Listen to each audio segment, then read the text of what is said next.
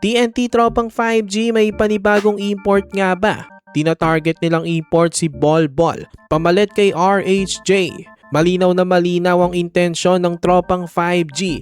Gusto nila ng higanting import, panapat kay Junmar Fajardo next conference. So ito ang si Bolbol na isa sa pinakakilalang higante na naglaro sa NBA, posibleng maging import ng TNT tropang 5G para sa Commissioner's Cup.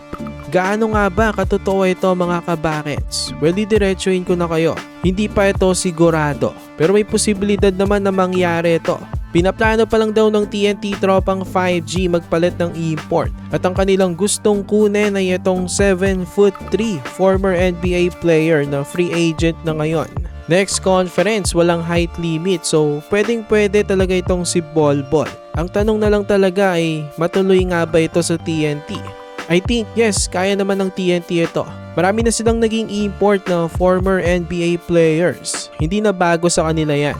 Ang inihiling daw nito ni Bolbol ay 50 to 60k a month sa overseas. Afford naman ng TNT yan dahil si RHJ ay 70k a month. So yes, mataas ang tsansa na mapalaro nila itong si Bolbol next conference. Okay na okay ito sa PBA pag nangyari. Magbibigay ito ng excitement sa mga fans. Dahil alam naman natin na hindi basta-basta itong si Bolbol. Hindi man siya star player sa NBA noon, pero sikat ito. Dahil nga naman isa siya sa pinakamatangkad sa NBA. At saka parating pinagtatawanan ng mga Pinoy basketball fans ang kanyang pangalan. Well, alam niyo na kung bakit.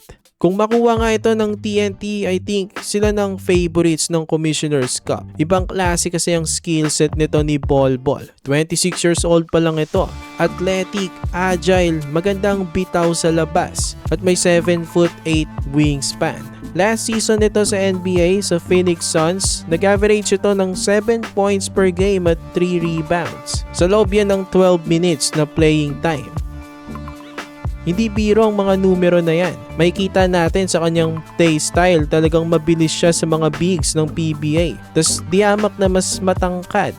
Ang pinakamalaki natin na si Junmar Fajardo ay mangliliit dito. So panalong TNT dito kapag napalaro nila itong si Bolbol. Obvious naman ang kanilang pinaghahandaan next conference. Gusto ng tropang 5G itong si Bolbol para meron silang panapat kay Junmar Fajardo. Wala nga silang solusyon dito nung last Philippine Cup Finals. Next conference, baka meron na silang solusyon kay Abay dahil walang height limit sa Commissioner's Cup. Itong si Bolbol ay hindi lang pang guard kay Junmar. I think mapapahirapan niya rin ang depensa ni Junmar dahil sa kanyang bilis at may shooting pa siya sa labas. Pero let's see kung matuloy siya sa TNT. I think napaka-interesting nga nun kung sakali. Magbibigay talaga ng excitement sa mga PBA fans. So ano masasabi nyo dito mga TNT fans? For more PBA content, ilike nyo ng ating video at mag-subscribe na rin sa JB Buckets.